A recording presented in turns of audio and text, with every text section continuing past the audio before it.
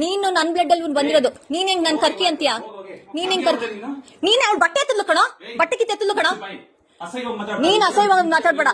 ನೀನ್ ರಶಾ ಅವಳ ಬಟ್ಟೆ ಎತ್ತದ್ಲು, ನಿನ್ನ ಅಕ್ಕ ನಾನು. ಬಟ್ಟೆ ಕಿತ್ತು ಎತ್ತಿದಕ್ಕೆ ಬಟ್ಟೆ ಕಿತ್ತು ಎತ್ತದ್ಲು ರಶಾ. ರಶಾ ನಿನ್ ಮೇಲೆ ಹಣೆ ಇಡ್ತೀನಿ ನಾನು, ಸುಳ್ಳು ಹೇಳ್ಬೇಡ. ಸರಿ ಸರಿ ಹೋಗ್. ರಶಾ ಮನೆಯೊಳಗೆ ಬಂದಿಲ್ಲ.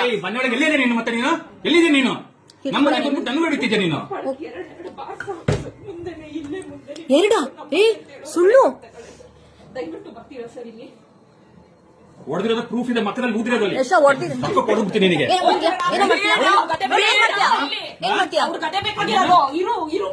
ಅವನು ಹೊಡಿಯಕ್ ಬಂದು ನನಗೆ.